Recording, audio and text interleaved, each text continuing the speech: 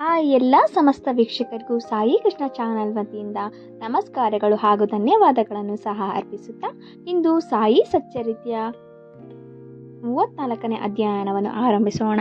ಇದರಲ್ಲಿ ಹೂದಿಯ ಮಹತ್ವ ಮುಂದುವರಿಯಬಹುದು ಮತ್ತು ಕರಳು ಹುಣ್ಣು, ಡಾಕ್ಟರ್ ಪಿಳ್ಳೆ ಶ್ಯಾಮ ಅವರ ನಾದಿನಿ, ಇರಾಣಿಯವರ ಪುತ್ರಿ, ಮೂತ್ರಕೋಶದಲ್ಲಿ ಕರಳು ಹಾಗೂ ಮುಂಬಯಿಯ ಮಹಿಳೆಯ ಬಗ್ಗೆ ತಿಳಿಯೋಣ. ಊದಿಯು ಎಷ್ಟು ಗುಣಕಾರಕ ವಸ್ತು ಎಂಬುದನ್ನು ಈ ಅಧ್ಯಯನದಲ್ಲಿ ಮತ್ತೆ ವಿವರಿಸಲಾಗಿದೆ. ಕರಳು ಹುಣ್ಣು. ನಾಸಿಕ ಜಿಲ್ಲೆಯ ಮಾಲೇಗಾಂವದಲ್ಲಿ ಪದವೀಧರರಾದ ಡಾಕ್ಟರ್ ಒಬ್ಬರಿದ್ದರು. ಅವರ ತಂಗಿಯ ಮಗನು ಕರಳು ಹುಣ್ಣಿನಿಂದ ರೋಗದಿಂದ ನರಳುತ್ತಿದ್ದನು. ಡಾಕ್ಟರರು ಮತ್ತು ಇತರ ವೈದ್ಯರು ಅನೇಕ ಥರದ ಔಷಧಿಗಳನ್ನು ಕೊಟ್ಟರು. ಅವನಿಗೆ ಶಸ್ತ್ರಚಿಕಿತ್ಸೆ ಸಹ ಆಯಿತು. ಗುಣ ಕಂಡು ಬರಲಿಲ್ಲ. ಎಲ್ಲ ರೋಗಗಳನ್ನು ತಮ್ಮ ದೃಷ್ಟಿ ಮಾತ್ರದಿಂದಲೇ ಗುಣಪಡಿಸಬಲ್ಲ ಶ್ರೀ ಸಾಯಿ ಬಾಬಾ ಅವರ ಬಳಿಗೆ ಹೋಗಲು ಅವರ ಕೆಲವು ಸ್ನೇಹಿತರು ಸಲಹೆ ನೀಡಿದರು. ಆದುದರಿಂದ ಅವರು ತಮ್ಮ ಪತ್ನಿ ಮತ್ತು ಮಗನೊಂದಿಗೆ ಶಿರಡಿಗೆ ಬಂದರು. ಮಗನನ್ನು ಬಾಬಾ ಅವರ ಚರಣಾರವಿಂದಗಳಲ್ಲಿಟ್ಟು ಪ್ರಾರ್ಥಿಸಿದರು. ಆಗ ದಯಾಮಯರು ಶಾಂತಿ ಸ್ವರೂಪರೂ ಆದ ಬಾಬಾ ಅವರು ಮಸೀದಿಯಲ್ಲಿ ಶರಣು ಬಂದವರಿಗೆ ಈ ಜನ್ಮದಲ್ಲಿ ಕಷ್ಟ ಬರಲಾರದು. ಈಗ ನೀವು ಕಷ್ಟಮುಕ್ತಿಯಾಗುತ್ತೀರಿ. ಈ ಊದಿಯನ್ನು ಹುಡುಗನಿಗೆ ಹಂಚಿರಿ. 1 ವಾರದೊಳಗೆ ಗುಣ ಕಂಡು ಬರುತ್ತದೆ. ಪರಮಾತ್ಮನಲ್ಲಿ ನಂಬಿಕೆ ಇಡಿ. ಇದು ಮಸೀದಿಯಲ್ಲ, ದ್ವಾರಕಾಮಯಿ. ಯಾರು ಈ ದ್ವಾರಕಾಮಯಿಯಲ್ಲಿ ಕಾಲಿಡುತ್ತಾರೆಯೋ ಅವರ ಕಷ್ಟಗಳೆಲ್ಲವೂ ನಿವಾರಣೆಯಾದಂತೆಯೇ ಎಂದು ಹೇಳಿ ಸಂತೈಸಿದರು. ಮಗನನ್ನು ಬಾಬಾ ಅವರ ಮುಂದೆ ಕೂರಿಸಿದರು. ಬಾಬಾ ಅವರು ಹುಡುಗನಿಗೆ ನೋವಿನ ಜಾಗದಲ್ಲಿ ಕೈಯಾಡಿಸಿ ಅವನ ಕಡೆಗೆ ಪ್ರೀತಿಯ ನೋಟವನ್ನು ಬೀರಿದರು. ಅವನಿಗೆ ಇದರಿಂದ ಸ್ವಲ್ಪ ಗುಣ ಬಂದು ಕೆಲವು ದಿನಗಳ ನಂತರ ಪೂರ್ತಿ ಗುಣವಾಯಿತು. ನಂತರ ಅವರು ಬಾಬಾ ಅವರ ಆಶೀರ್ವಾದ ಪಡೆದು ತಮ್ಮ ಊರಿಗೆ ಹಿಂತಿರುಗಿದರು.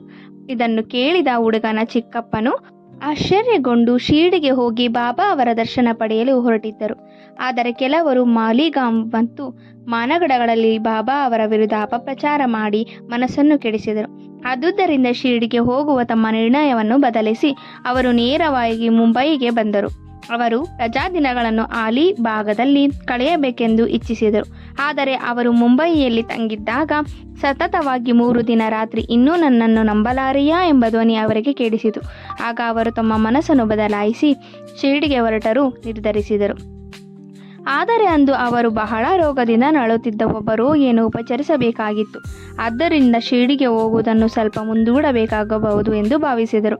ಆಗ ಅವರು ಆ ದಿವಸವೇ ರೋಗಿಗೆ ಗುಣವಾದರೆ ನಾಳೆ ಶಿರಡಿಗೆ ಹೊರಡುವನೆಂದು ನಿರ್ಣಯ ಮಾಡಿಕೊಂಡರು.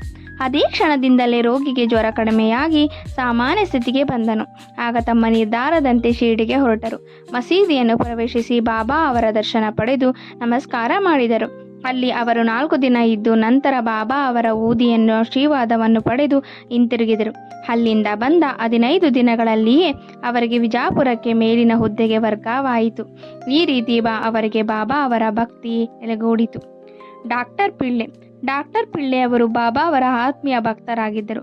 ಬಾಬಾ ಅವರನ್ನು ಬಹಳವಾಗಿ ಪ್ರೀತಿಸುತ್ತಿದ್ದರು ಮತ್ತು ಅವರಿಗೆ ಬಾಪು ಎಂದು ಕರೆಯುತ್ತಿದ್ದರು. ಸಮಸ್ತ ವಿಚಾರಗಳನ್ನು ಅವರೊಡನೆ ಚರ್ಚಿಸುತ್ತಿದ್ದರು ಮತ್ತು ಅವುಗಳನ್ನು ಯಾವಾಗಲೂ ಪಕ್ಕದಲ್ಲಿಯೇ ಕೂರಿಸಿಕೊಳ್ಳುತ್ತಿದ್ದರು. ಒಮ್ಮೆ ಅವರ ಕಾಲಿಗೆ ನಾರುಗಳಾಗಿ ಬಹಳ ವ್ಯಥೆಯಾಗಿದ್ದಿತು.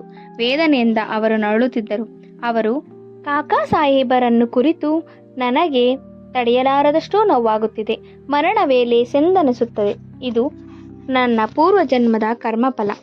ಬಾಬಾ ಅವರ ಹತ್ತಿರವೇ ಹೋಗಿ ಈ ಪೂರ್ವಜನ್ಮದ ಕರ್ಮವನ್ನು ಮುಂದಿನ 10 ಜನ್ಮಗಳಿಗೆ ವರ್ಗಾಯಿಸಿ ನೋವನ್ನು ನಿಲ್ಲಿಸರೆಂದೂ ಕೇಳಿರಿ ಎಂದು ಹೇಳಿದರು. ಆಗ ದೀಕ್ಷಿತರು ಬಾಬಾ ಹತ್ತಿರ ಬಂದು ಪಿಳ್ಳೆಯವರ ಬೇಡಿಕೆಗಳನ್ನು ತಿಳಿಸಿದರು. ಆಗ ಕರುಣೆಯಿಂದ ಬಾಬಾ ಅವರಿಗೆ ಧೈರ್ಯವಾಗಿ 10 ದಿನ ನೋವು ತಡೆದರೆ ಸಾಕು, ಪ್ರಾಪಂಚಿಕ ಮತ್ತು ಪರಮಾತ್ಮಿಕ ಸುಖಗಳನ್ನು ನೀಡಲು ನಾನಿರುವಾಗ ಅವನಿಗೇಕೆ ಮರಣವನ್ನು ಇಚ್ಛಿಸಬೇಕು? ಯಾರ ಹೆಗಲಿನ ಮೇಲಾದರೂ ಕೂರಿಸಿ ಅವನನ್ನು ಇಲ್ಲಿಗೆ ಕರೆದುಕೊಂಡು ಬಾ, ಅವನ ಕಷ್ಟಗಳನ್ನು ನಿವಾರಣೆ ಮಾಡುವೆ ಎಂದು ಹೇಳಿ ಕಳುಹಿಸಿದರು. ಕಾಕಾ ಅವರು ಡಾಕ್ಟರ್ ಪಿಳ್ಳೆ ಅವರನ್ನು ಕರೆತಂದು ಬಾಬಾ ಅವರ ಬಳಿ ಕೂರಿಸಿದರು. ಆಗ ಬಾಬಾ ಅವರು ಅವರಿಗೆ ತಮ್ಮ ಹೊರಗಿರುವ ದಿಂಬನ್ನು ಕೊಟ್ಟು ಶಾಂತಿಯಿಂದ ಇಲ್ಲಿ ಮಲಗು, ಪೂರ್ವಜನ್ಮದ ಕರ್ಮಫಲವನ್ನು ಅನುಭವಿಸಿ ಮುಗಿಸುವುದೇ ಸೂಕ್ತವಾದ ಚಿಕಿತ್ಸೆ. ನಮ್ಮ ಕರ್ಮಗಳೇ ನಮ್ಮ ಸುಖ ದುಃಖಗಳಿಗೆ ಕಾರಣ. ಏನೇ ಬರಲಿ ತಾಳ್ಮೆಯಿಂದ ಸಹಿಸಬೇಕು, ಎದೆಗುಂದಬಾರದು. ದೇವರು ದೊಡ್ಡವನು. ಅವನನ್ನು ಅನಾವತರವೂ ಧ್ಯಾನಿಸಿದರೆ ಅವನು ನಿಮ್ಮ ಯೋಗಕ್ಷೇಮವನ್ನು ನೋಡಿಕೊಳ್ಳುತ್ತಾನೆ. ನಿನ್ನ ತನು ಮನ ಧನ ಇವೆಲ್ಲವನ್ನು ಅವನಿಗೆ ಅರ್ಪಿಸಿ ಶರಣಾಗತನಾಗು ಎಂದರು.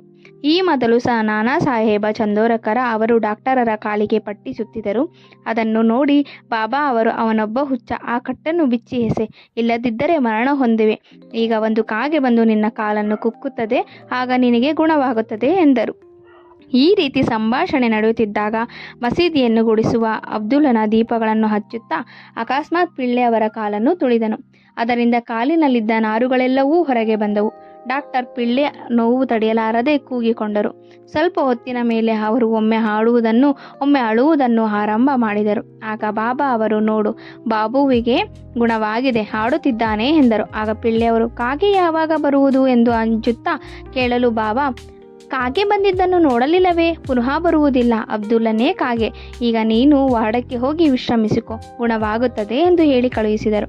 ಡಾಕ್ಟರ್ ಪಿಳ್ಳೆ ನೋವಿಗೆ ಊದಿ ಹಚ್ಚಿದರು ಮತ್ತು ಅದನ್ನು ನೀರಿನಲ್ಲಿ ಬೆರೆಸಿಕೊಂಡು ಕುಡಿಯಲು ಆರಂಭ ಮಾಡಿದರು. ಬೇರೆ ಯಾವ ಔಷಧಿಯನ್ನೂ ತೆಗೆದುಕೊಳ್ಳಲಿಲ್ಲ. 10 ದಿನಗಳೊಳಗೆ ಅವರು ಪೂರ್ಣ ಗುಣವಾದರು. ಶ್ಯಾಮ ಅವರ ನಾದಿನಿ. ಶ್ಯಾಮ ಅವರ ಕಿರಿಯ ಸಹೋದರಿಯಾದ ಬಾಪೂಜಿ ಸಾವುಲ್ ಬಾವಿ ಊರ ಹತ್ತಿರ ವಾಸಿಸುತ್ತಿದ್ದರು. ಒಂದು ಸಾರಿ ಅವರ ಪತ್ನಿಗೆ ಪ್ಲೇಗ್ ಅಂಟಿಕೊಂಡಿತ್ತು. ಜ್ವರ ಬಹಳವಾಗಿತ್ತು. ಪ್ಲೇಗ್ ಗುಳ್ಳೆಗಳು ಬೆಳೆದಿದ್ದವು. ಆಗ ಬಾಪೂಜಿ ಶಿರ್ಡಿಯಲ್ಲಿ ಅಣ್ಣ ಶ್ಯಾಮ ಅವರ ಬಳಿ ಓಡಿ ಹೋಗಿ ಸಹಾಯವನ್ನು ಅಪೇಕ್ಷಿಸಿದರು. ಆಗ ಅವರು ಗಾಬರಿಗೊಂಡು ಕೂಡಲೇ ಬಾಬಾ ಅವರ ಹತ್ತಿರ ಹೋಗಿ ಪ್ಲೇಗನ್ನು ಗುಣಪಡಿಸುವಂತೆ ಇಬ್ಬರೂ ಬೇಡಿಕೊಂಡರು. ಆಗ ಬಾಬಾ, ಈಗ ಬಹಳ ರಾತ್ರಿಯಾಗಿದೆ, ನೀನು ಹೋಗಬೇಡ, ಅವಳಿಗೆ ಸ್ವಲ್ಪ ಊದಿಯನ್ನು ಕಳಿಸಿಕೊಡು. ಜ್ವರಕ್ಕೆ ಮತ್ತು ಗುಳ್ಳೆಗೆ ಏಕೆ ಹೆದರಬೇಕು?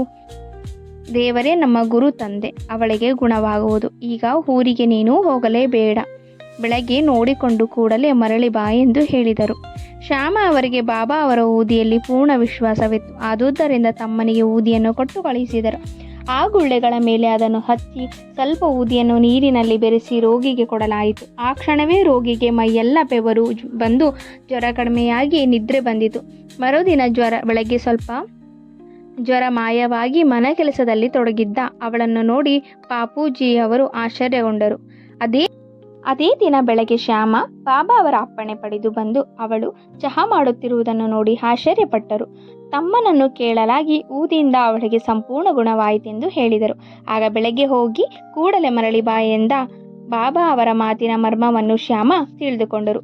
ಶ್ಯಾಮ ಚಹಾ ಕುಡಿದು ಶಿರ್ಡಿಗೆ ಹಿಂತಿರುಗಿ ಬಾಬಾ ಅವರಿಗೆ ವಂದಿಸಿ, ಹೇ ದೇವ, ನಿಮ್ಮ ನಾಟಕವೇನು? ನೀವೇ ಮೊದಲು ಬಿರುಗಾಳಿ ಎಬ್ಬಿಸಿ ನಂತರ ನೀವೇ ಅದನ್ನು ಶಾಂತ ಮಾಡುತ್ತೀರಿ ಅನ್ನಲು ಬಾಬಾ, ಕರ್ಮದ ದಾರಿ ಬಹಳ ರಹಸ್ಯವಾದುದು. ನಾನೇನು ಮಾಡುತ್ತಿದ್ದರೂ ಅವರವರ ಅದೃಷ್ಟದಂತಾಗುತ್ತದೆ. ಅದಕ್ಕೆ ನಾನು ಅವುಗಳ ವೀಕ್ಷಕನು ಮಾತ್ರ. ಪರಮಾತ್ಮನೇ ಸರ್ವನಾಟಕ ಸೂತ್ರಧಾರಿ. ಅವನು ದಯಾಮಯನು. ನಾನೇನು ದೇವರು ಅಲ್ಲ ಅಥವಾ ಪರಮಾತ್ಮನೂ ಅಲ್ಲ. ನಾನು ಅವನ ಸೇವಕ. ಯಾವಾಗಲೂ ಅವನನ್ನೇ ಸ್ಮರಿಸುತ್ತೇನೆ. ಯಾರು ತಮ್ಮ ಅಹಂಭಾವವನ್ನು ತಳ್ಳಿ ದೇವರನ್ನು ನಂಬಿ ಅವರಲ್ಲಿ ಶರಣಾಗತಿ ಹೊಂದುತ್ತಾರೆಯೋ ಅವರಿಗೆ ವಿಪತ್ತುಗಳು ದೂರವಾಗಿ ಬಂಧನದಿಂದ ಮುಕ್ತರಾಗುತ್ತಾರೆ ಎಂದು ಉತ್ತರಿಸಿದರು. ಹಿರಾಣಿಯವರ ಪುತ್ರಿ. ಈಗ ಮುಂಬಯಿಯ ಹಿರಾಣಿಯವರ ಅನುಭವ ನೋಡೋಣ. ಅವರ ಕಿರಿಯ ಮಗಳಿಗೆ ಪ್ರತಿ ಗಂಟೆಗೊಮ್ಮೆ ಮಲರೋಗವೂ ಬರುತ್ತಿತ್ತು. ಆ ರೋಗವು ಬಂದಾಗ ಅವಳು ಕುಗ್ಗಿ ಮಾತನಾಡಲು ಸಹ ಶಕ್ತಿ ಇಲ್ಲದಾಗಿ ಮೂರ್ಛೆ ಬೀಳುತ್ತಿದ್ದಳು. ಯಾವ ಚಿಕಿತ್ಸೆಯಿಂದಲೂ ಗುಣ ಕಾಣಲಿಲ್ಲ. ಕಾರಣ ಅವಳ ಕೆಲವು ಸ್ನೇಹಿತರು ಊದಿಯನ್ನು ಶಿಫಾರಸು ಮಾಡಿದರು.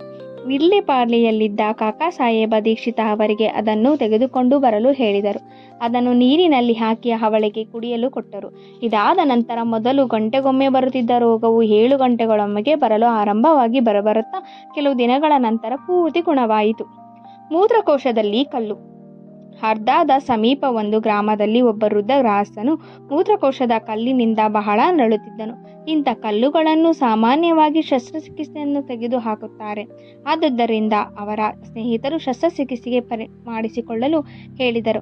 ಆಗಲೇ ಅವರಿಗೆ ಬಹಳ ವಯಸ್ಸಾಗಿ ಕೃಷಕರಾಗಿದ್ದರು. ಕಾರಣ ಶಸ್ತ್ರಚಿಕಿತ್ಸೆಗೆ ಅವರು ಸಮ್ಮತಿಸಲಿಲ್ಲ.